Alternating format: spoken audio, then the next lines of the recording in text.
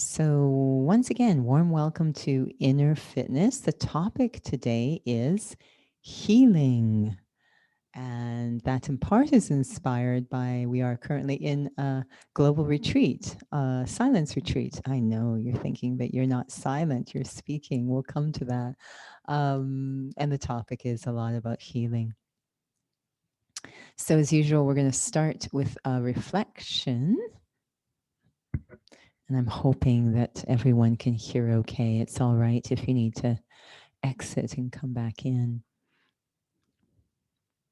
Sitting comfortably. Again, eyes can be open if you choose in a relaxed way, a natural way, not strained. In fact, hopefully, no tension or strain anywhere in the body. The idea of the body functioning, still sitting, but without tension. And we call that a healthy balance. And the same implies inside too. This capacity to still be creating thoughts, my mind is still operating, but not creating tension or unrest. And one of the most healthy or healing experiences for the mind is the experience of peace. Or sometimes we say shanti, silence, peace. It's not an empty space, but a very healthy one. Using the power of my own mind to reach that experience that feels healthy for the mind.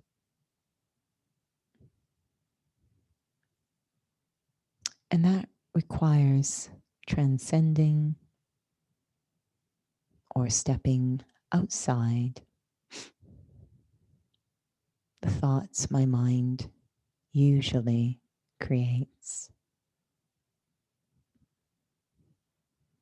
Outside of thoughts that have to do with the physical world or different roles, responsibilities, even relationships.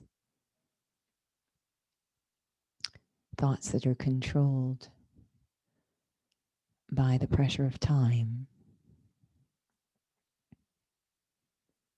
Ordinary thoughts, habituated thoughts, thoughts that are driven by desiring certain outcomes or having expectations. Quite frankly, most of the thoughts I usually have,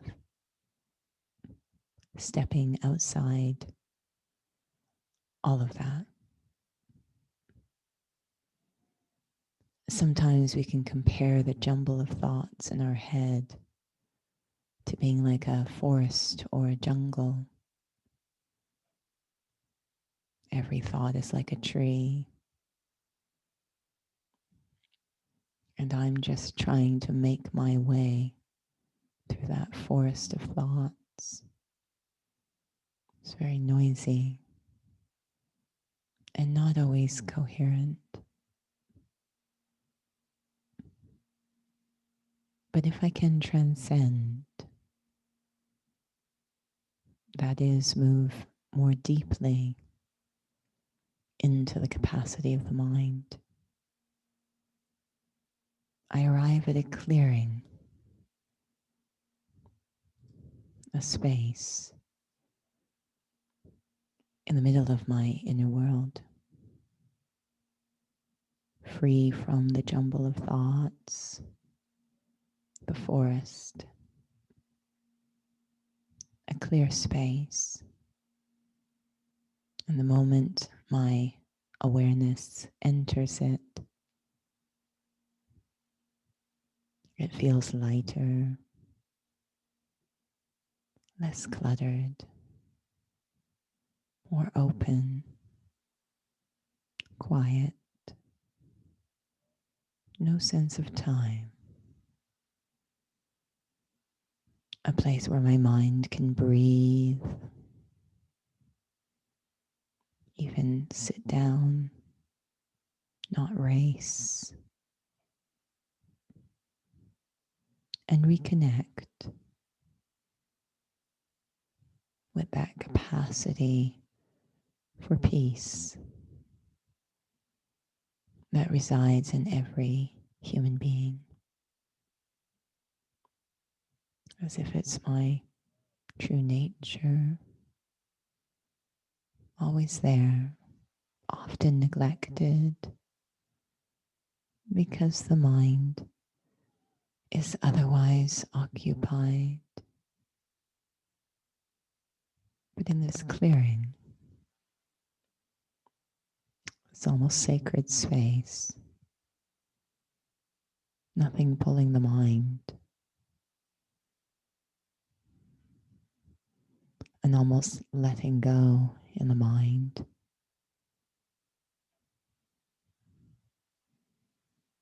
I can reconnect with that wave of peace that's always within,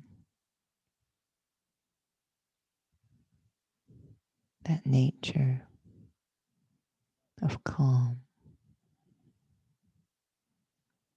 And it feels so healthy for my mind.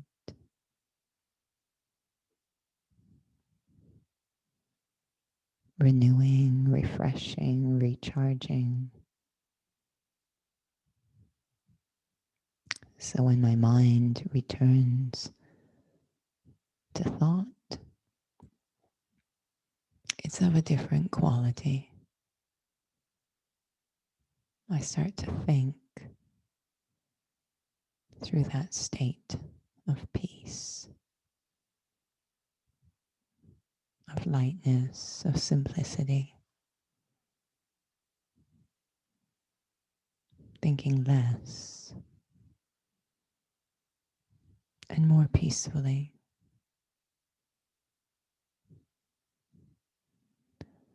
Om Shanti.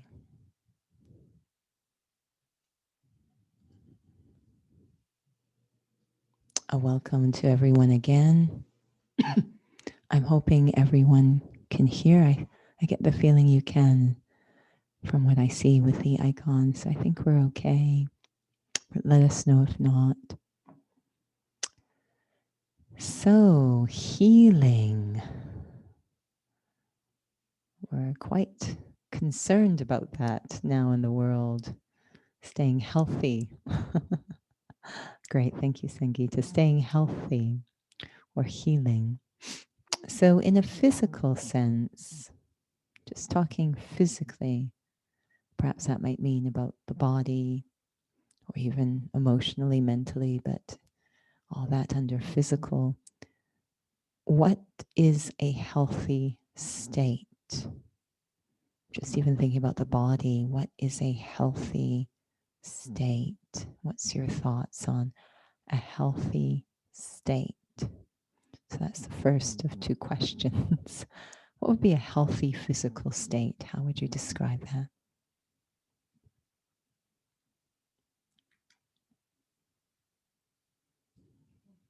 Oh, yes.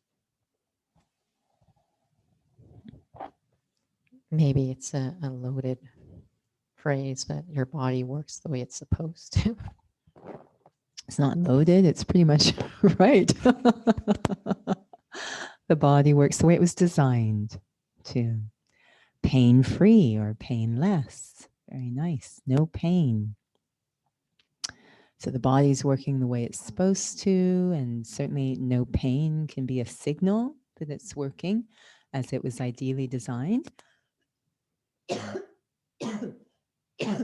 Sorry, as we're having the conversation. So the pain being a signal that something's not healthy in there. Anything else? It's funny. I didn't choose to say painless Mm, because right now, with a lot of way that we approach it, is we just numb the pain. yeah, right. So So not it's not it's an not true, illusion. but Yeah, yeah. So not that it's the pain is numbed. So I say painless, but it's actually there's no pain. And usually there's a first the signal of pain and then we numb it. So if we can get to the pre-numbing phase, the signal of pain is an indication that something unhealthy is going on. It's the same with the car, actually. You know, you feel that you can feel there's something funky with the car and you know it's not at its ideal state, that there's something strange there. Yeah. Anything else about healthy state?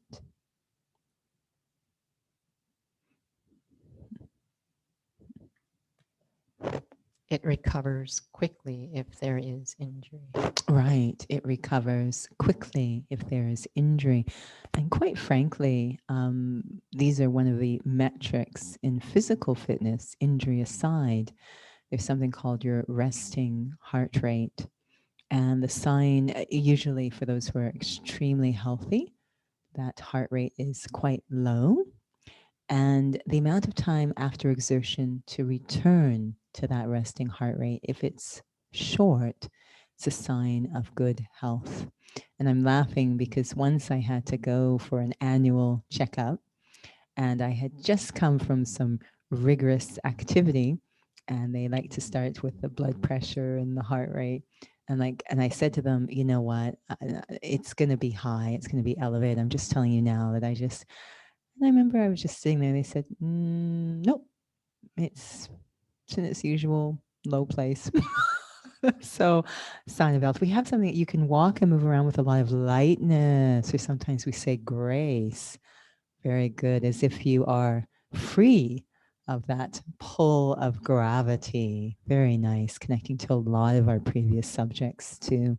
Absolutely, that grace, free, freedom. Yeah, that's the crossover word for physical, mental, emotional, and spiritual health is the word liberation or free. So we'll come back to that. Yeah, Nora. There's a balance of flexibility and strength and cardio. There's not an imbalance. So balance is one of my favorite words when it comes to health. Or in fact, one of the top words used for health is whole. Sound is another one of sound mind, but whole. So refer to a whole state. And when we think of whole, I always think of a circle that has both halves equally balanced, a complete circle, a complete balanced state. So, yes, this is a sign of health, that it's not extremes, one or the other, but there's this beautiful integration of seeming opposites. So, this is very healthy state. Yeah. Also, you sleep well, eat well, You do feel everything well. feel well. Yeah, everything is well and all the signals are working right. Yeah, no, you If I definitely cannot sleep eat well. well, something is not right. If I cannot sleep well, something is not right. Right. So All of there the are so many great indicators. indicators, exactly, these signals that the body, it's just like the signal lights in the car. Something is not right here. Yeah, dashboard blinking. Yeah, exactly.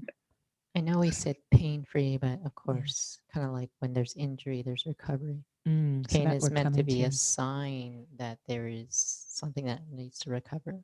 Yeah. There wouldn't be such a thing as chronic pain. And this is the other issue. We're eventually getting to the healing. As if it's unhealthy, what's the healing look like? But definitely it's interesting about if there's pain, because one of the top things that happens is a misdiagnosis of the pain, because we're quite literal and direct. So the classic example we often give in a fitness class, someone says, I have lower back pain. And so they start to just focus on the lower back. And lower back pain can result from a variety of issues, which may not originate in the lower back at all. It could be tight hamstrings, it could be a weak core, it could be ergonomic issues. So, really having to have very good discerning power in order to properly diagnose the signals or indicators. And that's the case with the car as well, right? It has these general signals go off and you're like, oh, I'm not sure what's right or wrong here.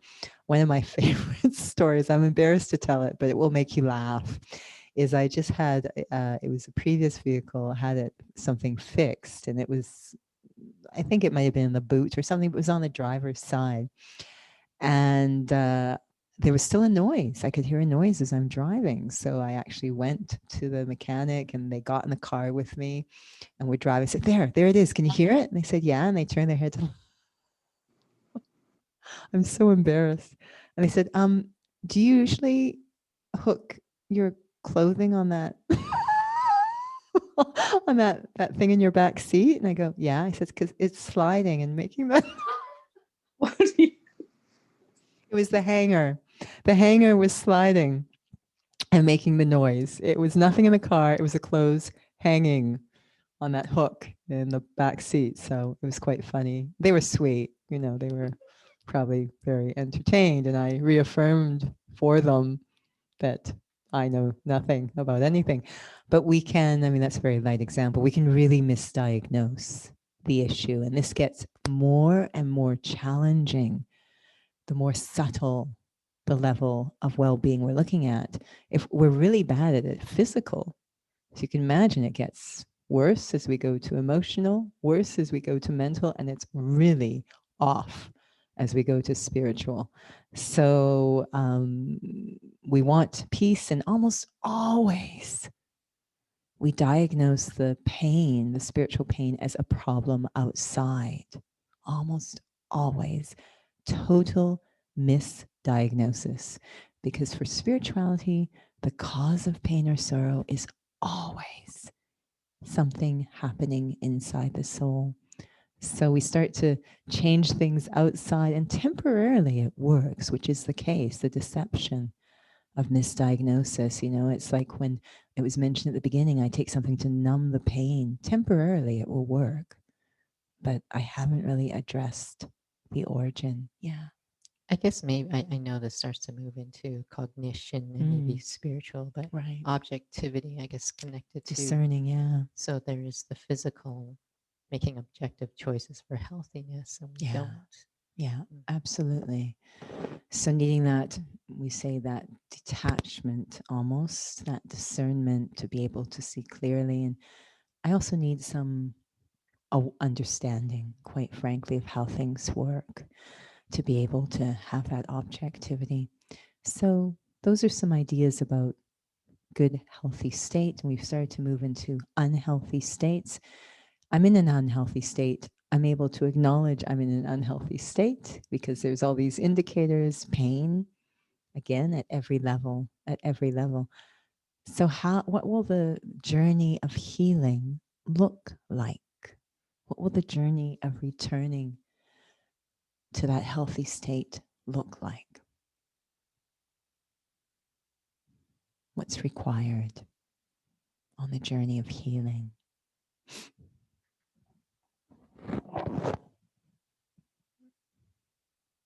I guess it would have to be restoring a function versus suppressing things.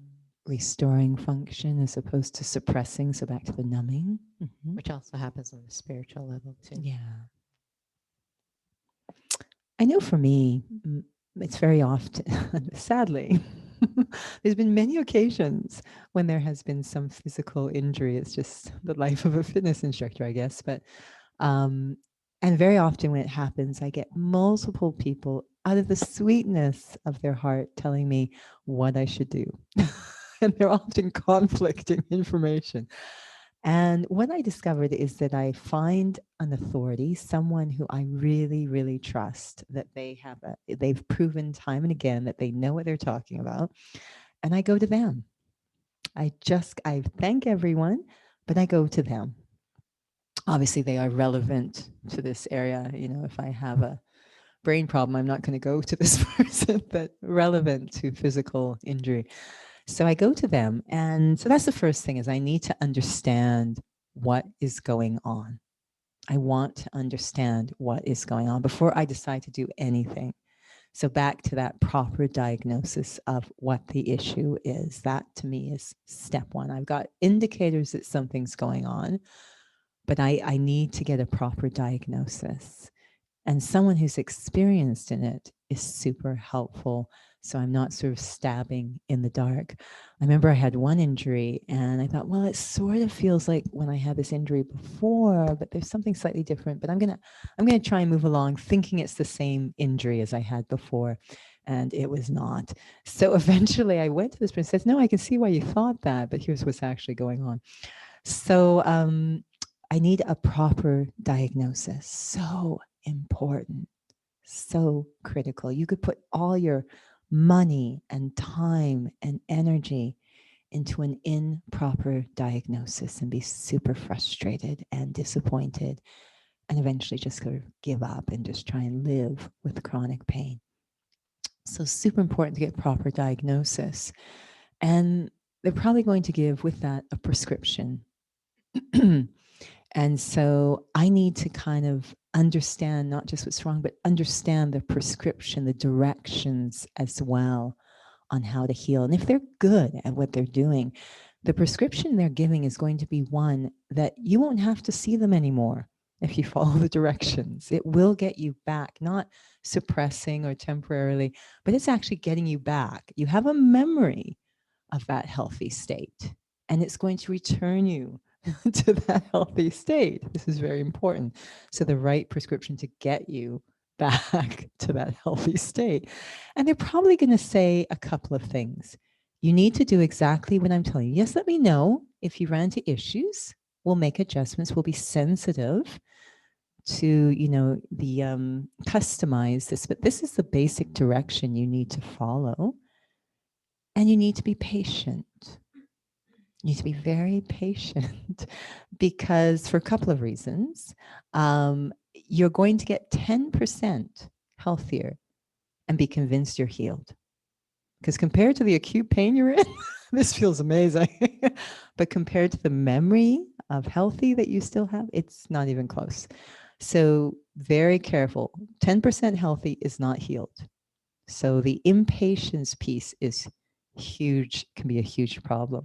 So it's great. The 10% tells me I'm getting that feedback. I'm developing faith in what I'm doing. It's moving me in the right direction, but I want to keep going. I don't want to limit the outcome, limit my destination. Why just 10% well-being? Why not go for 100%? So patience, but also there's these forces that are going to be pushing you. I know this sounds odd, pushing you to start to operate in an unhealthy way again. And sometimes we call them addictions. So I got often into that unhealthy state through unhealthy behavior. This is the case physically, is people develop injuries because of imbalances or asymmetries or repetitive, that lack of balance. They have certain mechanics, habits of mechanics that they keep repeating that gets them into that unhealthy state. Again, I've said it before, but I remember that one story of a soul. It was an expectant mother, and I had witnessed how they work out for a very long time, and I could see what could happen given how they work out. And when they were expecting, it was again, this misdiagnosis that can happen. Kudos to their doctor. But they woke up one night with extreme lower back pain. And that's not unusual sometimes for expectant mothers. There is a lot going on there. So they eventually went to emergency because it was quite acute, but got to their GP. And they're saying, I guess it's because of the pregnancy that I'm having. I said, no, no, it's not. You have been heading in this direction for a long time, given your alignment, etc. This was the straw that broke the camel's back, but it's not the cause. The pregnancy wasn't the cause. So even though they knew that and they were told it and what they need to do so it doesn't happen again, they couldn't stop. They could not stop working out the way that they're used to working out. So a bit of self-sabotage where our old habits are pulling us into those unhealthy behaviors. So it really takes a lot of self-care to be able to be patient and to also, without any violence, override, we could say, old habits or self-sabotage. It's the same thing. Really have to have good supports in place to be able to stay on track for that prescription to be effective. So what does that all look like spiritually? What does that all mean spiritually? So again, spiritually speaking, hearing from you, what are the signs of health spiritually? Pretty much the same answers, I guess, but what are signs of health spiritually? What does that feel like?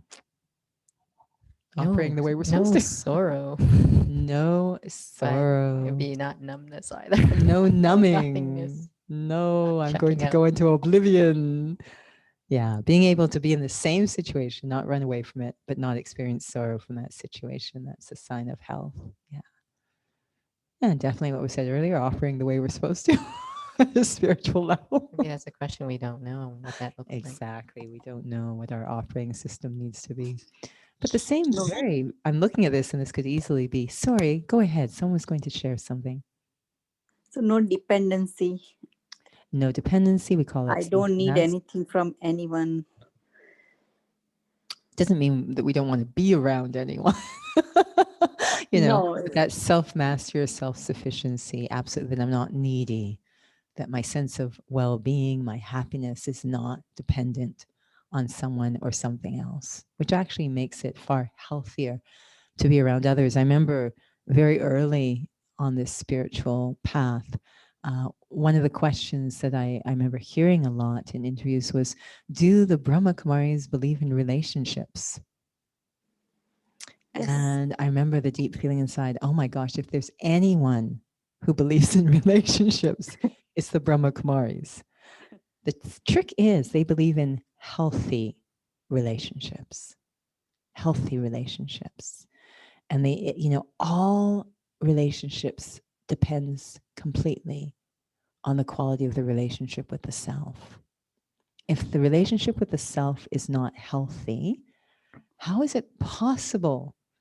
You've got two unhealthy people coming together, having a relationship. That doesn't make a healthy relationship. Two negatives are not going to make a positive. So very pro-healthy relationships that start with that relationship with the self. Absolutely. And the balance that was talked about earlier, having that balance, a sign of spiritual wholeness or well-being, and so it's not that I'm really, really loving, super loving. It's wonderful to be loving, but without the balancer, it will lead to sorrow. Absolutely. And what's the balancer of being super lovely? The term we often use is unconditional. And spiritually, we sometimes use the word detached, which means exactly the same as unconditional. So this detached and loving, very similar to what Hema was suggesting, that this sort of natural, innate quality of the soul, which is to be very caring, very kind, very loving, is there. But there's not that dependency, that neediness, that being affected or influenced. There's still that benevolence, that objectivity, that real sensitivity to what is beneficial. So balance is a huge part. We see this morning, we saw it. I was touched in many ways, but a very beautiful interview with one of our senior students who we call daddies. And I was kind of in shock as she was sharing. I'm going to be honest with you, because they were talking about walking up and down Abu Road. I'm like, okay, when we take a car ride, it's like an hour. I'm trying to imagine, and it's a mountain. I'm trying to imagine these little girls with pumpkin on their head walking up and down. But she says, but we were so happy, so light. So this beautiful balance of being able to be active and doing an effort, an activity, a task, but not becoming heavy. Incredible. Very healthy, right? And their And bodies are also, healthy too. the objective of whatever you are doing, it's very pure and very genuine. Then you don't feel like a burden, and you don't feel fatigue, right? One Right. small story is like one girl, like she was like in a mountain, she was holding a bucket of water, Mhm. and she was, another hand, she was holding her little brother, and she was walking up the hill, right? And then one saint, he was also walking, and he has one of his bag, and he was so tired, and he Mm. saw that little girl, she was very happy and singing, and she was just climbing the mountain. And Mm. that the saint said that, don't you feel tired? It's very heavy. You have on one hand you have a bucket of water, and on another hand you have a little brother. And he says, no, he is my brother. He's Mm. my brother. That very what you can say, the very sense that he's my brother and I love him, so he Mm. doesn't make me feel tired. Mm. So that Mhm. it's just the objectivity, right? How do you see them, like, and is it meaningful to you or not? If it is, then you really don't feel tired, right? That's Mhm. also the thing. Mhm. Right. So we'll come back to that in a moment, but I know Nora was going to share too. We're talking about, what are signs spiritually being healthy. I think it's part of the detachment piece that you'd be Mm. able to discern what is the issue, that Mm. you'd be able to also get to the root of it and Mm. not, I think it's a part of when we say in medicine, the right patient. If Mhm. you don't know what the problem is, Mm. you're always going to be addressing something, but you don't know Mm. what it is. Mhm. Absolutely. Yeah. That objectivity actually is one of the capacities of the soul when it's healthy, one of the very main ones. So in the study, we actually describe what a healthy state is. And one of the words we use is pure. Another one we use is a divine intellect, so that I can sustain that purity. I can conduct myself in a way that maintains the integrity or dignity of my innate nature.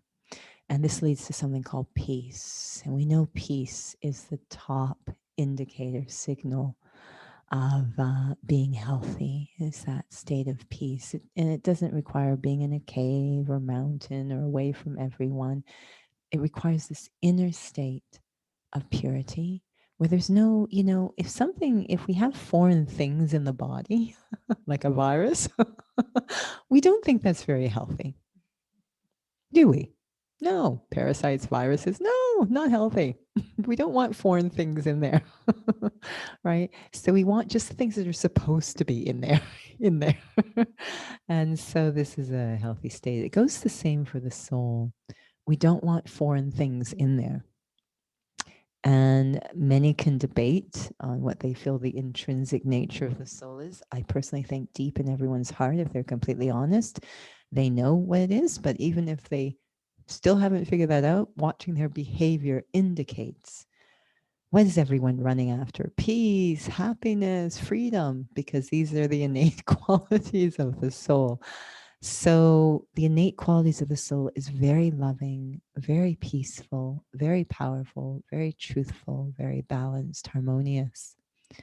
And when we get these foreign things mixed in, the ego, the fear, the greed, the jealousy, the worry, the anger, these are unhealthy states.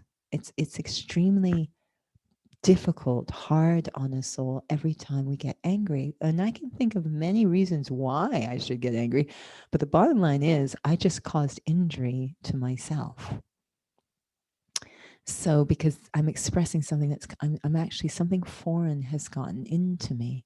So, this very pure state is this very healthy state and connects to what Hema was talking about when there are the pure attitudes, the pure feelings, the pure awareness, and everything becomes light. We said, I think it was this morning, we had the saying that even the impossible becomes possible when there's purity in the soul. We are remarkable when we are pure. This is our true operating system. It is nothing foreign mixed in, which is all that pure means. So the question is, how do I heal? How do I return to that pure state? And the same applies. I need to find an expert on purity in the soul. I need to find an expert. I need to find someone. And when I say expert, I'm talking about someone who is in that state. Not someone who can talk about it, but their behavior is not indicating that they know what they're talking about. So I need to find someone who is a master of health, of spiritual health, of purity of the soul. And so we have the term the purifier, or the eternal surgeon, or the divine healer, also known as the one that we call God, or the supreme soul, that there's one being who stays ever healthy. Now, what's become interesting is in our state of being unhealthy, we have projected onto that one false understanding of that one. We've come up with all sorts of interesting ideas. In our state of being unhealthy, we have projected all of our unhealthy stuff onto that being. So we say, God is judgmental, God is angry, God does this, that, he made this happen. It's like, wow, that sounds a lot like us when we're not healthy. So it's a bit of defamation, actually, but it's understandable that often when we are unhealthy, we get crazy ideas in our head. I remember once I was with a soul, and they were prone to bouts of quite extreme mental distress. And I remember they came up to me once and just said something. They were angry with me about something that I actually had nothing to do with, but they were very angry, and I knew that the anger was coming from the state they were in at that moment. And so when we're in these unhealthy states, we come up with crazy ideas, and you can, I'm sure all of us have experienced that when we're in a kind of crazy place, jealous or upset or hurt, we think, again, that point that Nora was making, our so-called intellect, our power to reason, is severely compromised. And we start to project or come up with crazy ideas about people around us. See, they are thinking this, and we build a whole story around how we think they're thinking, which is more of a projection of how I'm thinking, or more a result of my own craziness. And then finally we talk to them, and they're like, and they're completely different than what we thought. We come up with crazy ideas. Our intellect doesn't work well when we're not healthy. And that has happened multi-million-fold around the one we call God. We have, in our unhealthy state, projected or come up with a lot of interesting ideas about that being, and it's really blocking any meaningful or useful connection with that one. And yet, this longing to be with that one persists, so we're caught up in a bit of a push-pull situation. But the idea that this being is ever healthy, remembered as remover of sorrow, restorer of happiness, the purifier. So an expert on how to return to a healthy or pure state. So we go to that one. Well, that alone is a mission, trying to just get to that one. Because again, our unhealthy state kind of blocks us. And it's very interesting. We've even seen that happening now in this global pandemic, is that sometimes when souls are having symptoms, they're very afraid to even go for a diagnosis. They just don't want to know. They don't want to deal with it. So they just kind of pretend it's not happening. And meanwhile, they stay unhealthy and perhaps spread that unhealthy state. So even being able to connect to that soul properly is a first healthy state. It could be a challenge for us. And if we could, what would that soul, what kind of diagnosis, what would they tell us the problem is, and how would they get us onto the road for healing? And it's very interesting, because what that soul basically is saying is, well, You're unhappy because you're not pure. And we take that as an insult. Now, if I go to the doctor and I'm like, oh my gosh, my elbow is hurting so much and I can't use it properly. And they take it and say, well, because it's broken. I don't feel insulted. I'm relieved. I'm relieved to know what is wrong. I'm not that broken elbow, but that broken elbow has happened and it's compromising the functioning, the healthy functioning. So when I hear you have become impure, I don't feel insulted. I feel, oh, so my true healthy state is to be pure. That's great news. Because as it turns out, many are walking around with the idea that we are intrinsically impure. And it's causing them so much distress. So when I'm told, no, you're not intrinsically impure. Your real state is actually pure, but you've become impure. I don't feel insulted. I'm relieved. Oh, thank goodness I'm not actually this. I'm not ego and fear and unworthiness. Oh, I'm actually self-respect and peace and love. I don't have to act that way and feel really frustrated inside. I'm really, it's like great news. No, your original state is pure. You're good stuff. But you have become, this impurity has entered you. So what we need to do is put you on a journey towards removing the impurity. Simple. How do you make a soul pure? I mean, we know how to do things physically. It's all very physical, but this is invisible stuff. How do you make a soul pure? Turns out it's very simple. We've tried all sorts of things. We've tried confession. Sorry? The yogurt example, yeah. Well, then you should share it. Nora's going to share an image of what purification of the soul looks like, this healing of the soul. I love that example because I think I was only like 16 and I didn't understand.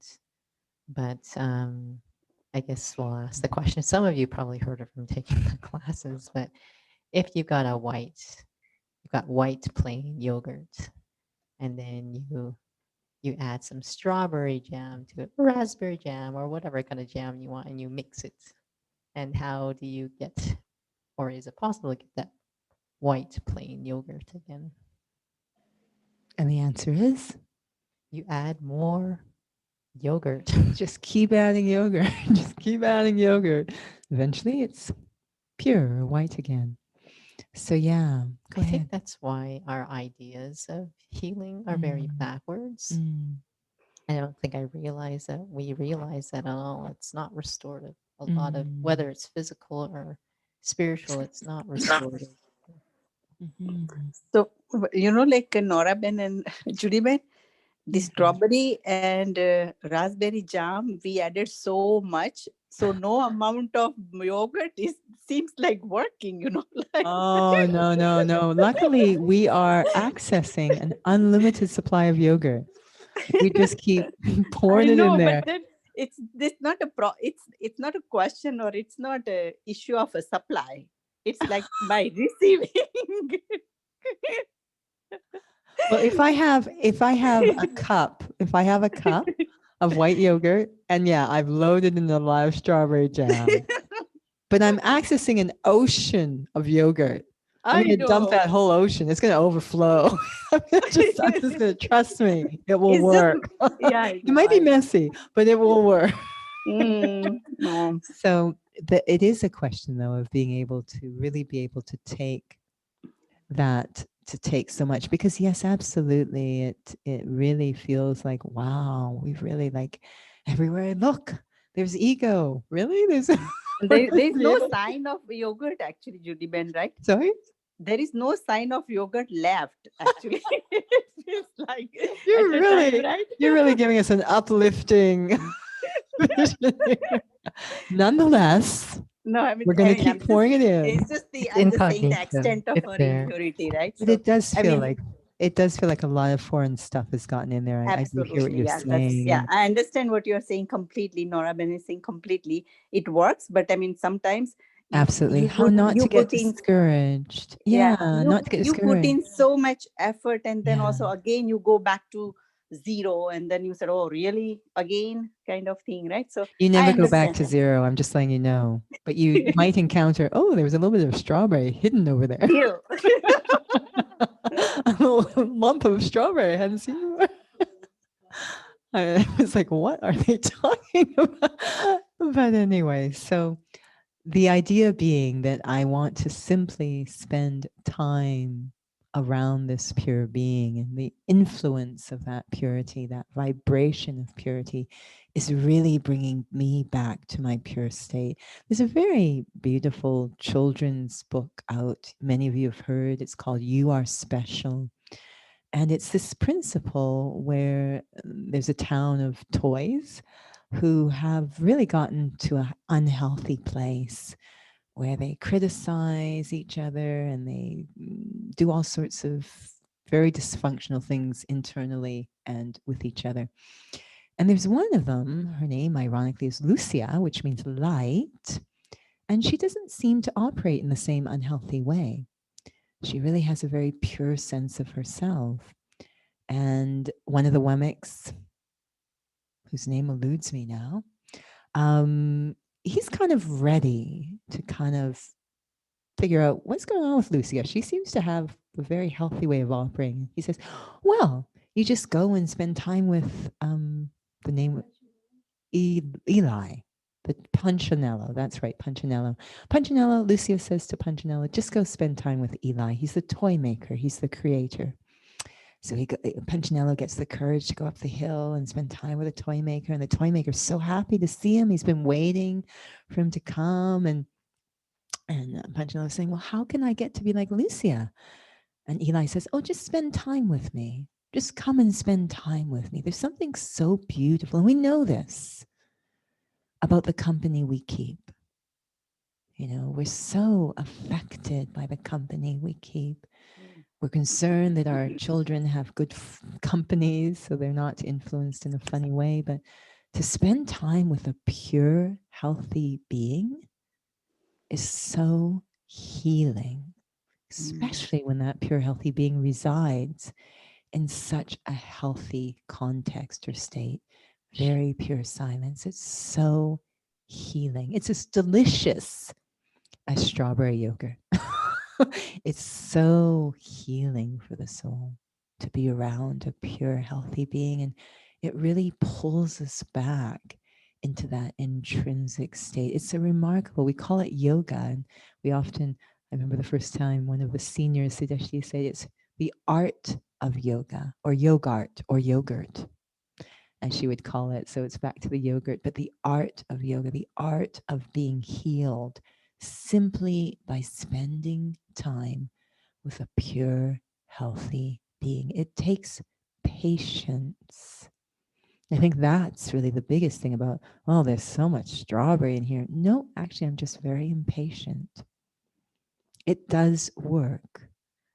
We're very lucky at this point. You know, I have beside me here some of the first students, and they didn't have the benefit of souls in front of them to demonstrate that the method works. They were the pioneers, but we now have these souls in front of us showing us that this simple method of healing, spending time in a very sweet silence with a pure being, heals us at the deepest level spiritually.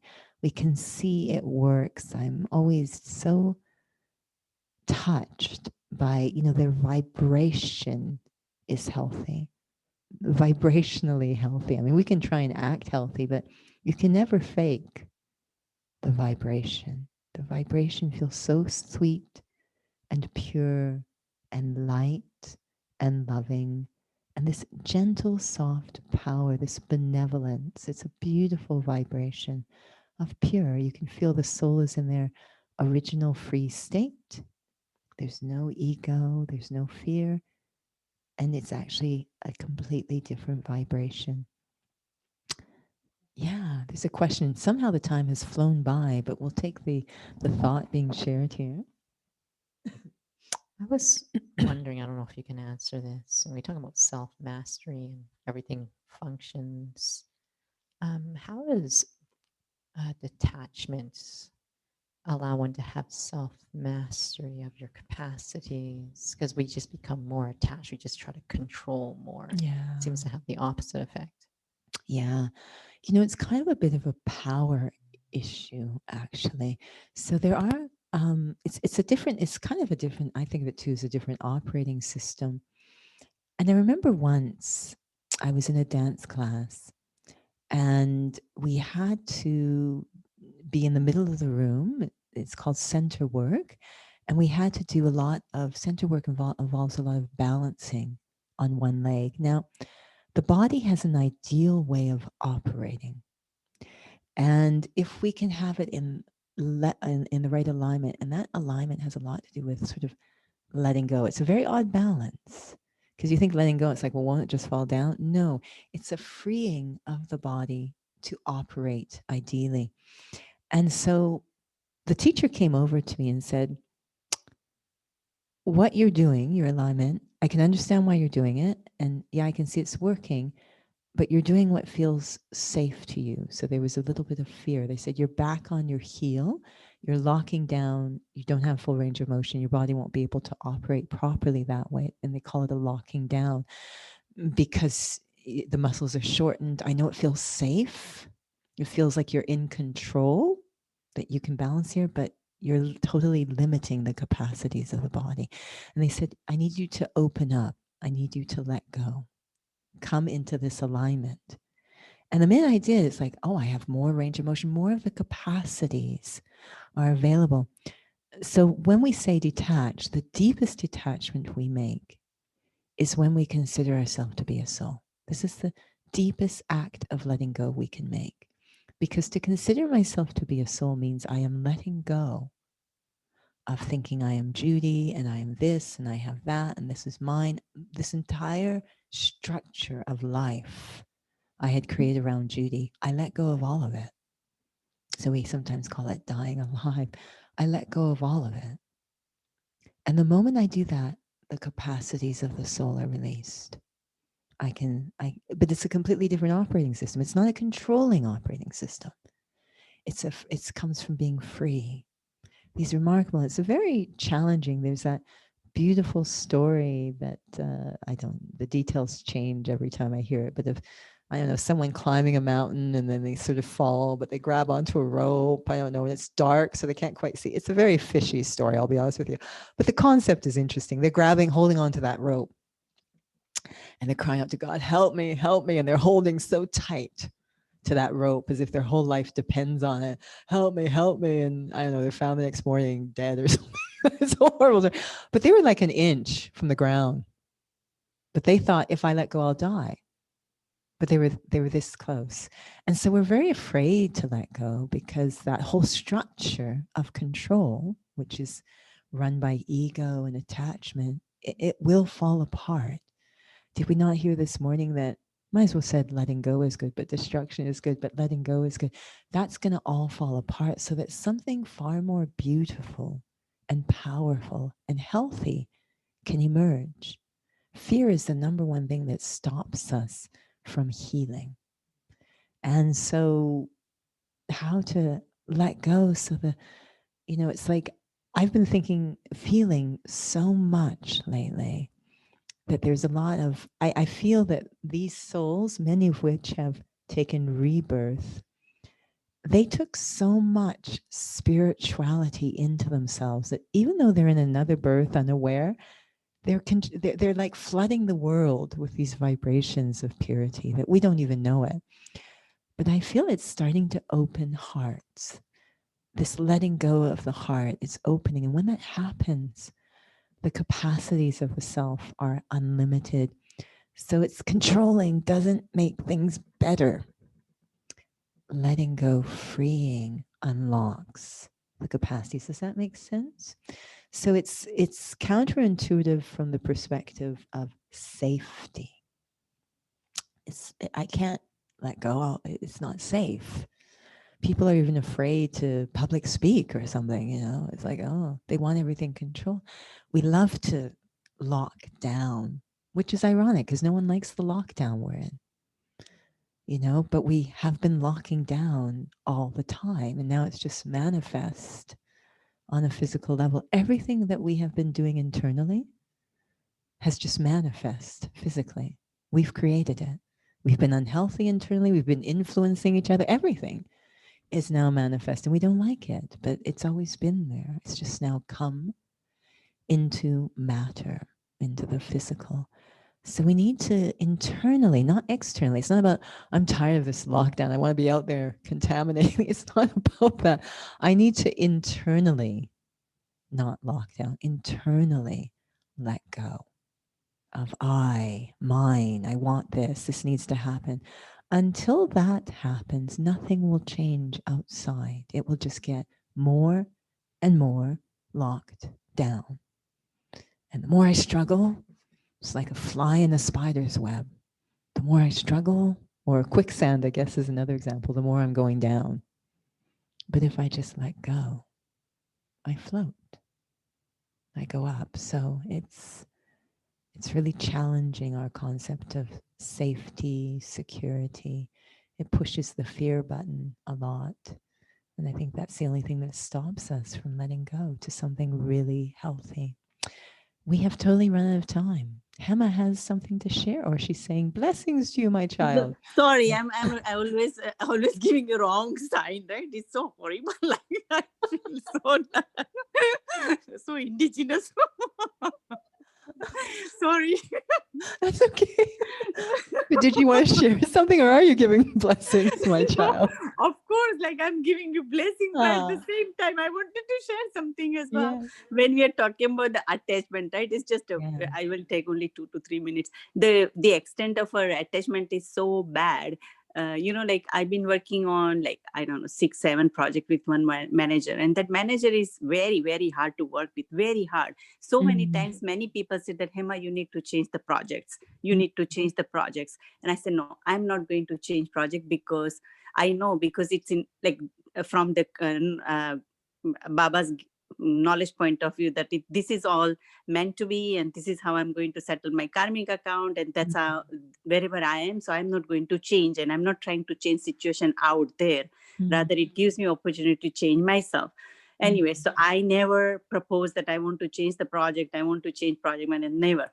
So then what happened 2 days back, somehow that project manager got some promotion, or he was about to move, right? So he sent us a note, that transition. And I said, oh my gosh, Richard is moving?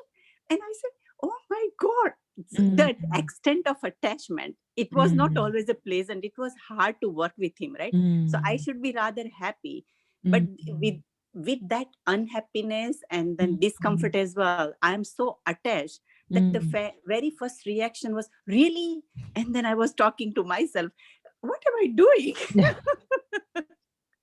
Yeah, no, it's true. The expectations, the desires that are all working together with those attachments. And again, we misdiagnose and we actually land up in unhealthier places.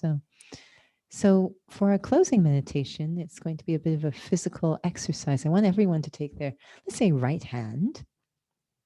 Right hand. Everyone has a right hand? Good. Fist. I want you to close that fist as tight as you can. Really, really hold on. Clench the fist. Is it becoming uncomfortable? I'll make an uncomfortable face. Keep going. Oh, can you close it any tighter? Okay, now let go. Does that not feel delicious? It is. Oh, so good. So the same thing happens with our mind. Fueled by the fear, fueled by the lack of power, fueled by the unhealthy state we've reached, the hand of my mind is constantly holding tight. And when I'm like this is the sign of rebellion, of fighting, of force, of pain, violence, power. And there's nothing else my hand can do than violent things. There's not, it's in this form, all the other capacities of this incredible, the moment I do this, I can dance, I can write, it's incredible. The capacities are liberated. Yes, I could do this if I want, but so much else. So with my mind, which is the most surface indicator of my functioning, it goes deeper, not just the mind holding on, but the heart, everything. When I'm holding tight onto the past or expectations or desires because of the unhealthy state I've reached, it's understandable. Holding tight, my functioning is so limited. I can feel the hand of my mind, what it's like when it's in a fist. And so there's pain and tension in the soul. But the moment I open the fingers of the mind and feel the mind expand, let go, release, my mind can be able to function closer to how it was meant to function. It might even be able to think about God, not this situation, what that person did, but actually think about something so healthy, God. So to really kind of reflect on what form, what alignment I am internally. Am I practicing? If I feel tension inside, rather than thinking more about that thing I'm holding on to, just, kind of remind the self, first change my form, and then I'll function differently. I'll think about things differently. Maybe I'll realize I don't need to think about it right now, and I can go back to thinking about healthy things such as my pure state, my true state, or even God. That's very healthy. So we'll end there. And thank you so much for joining, and continue to heal thyself, because then you can be a healthy presence for others, which I think is where Hema's sharing was going, is how to be a healthy presence for others. And next week, is it power? Oh, I've made the schedule. I can't remember what it is, but there will be a notice coming out by email. So hopefully we'll see you. It's the month of love. We'll see you then. Thank you for joining. See, look, we can wave when our hand is open. We can give blessings. We can offer. Om Shanti. Om Take care. Shanti. Thank you. Bye-bye. Bye bye.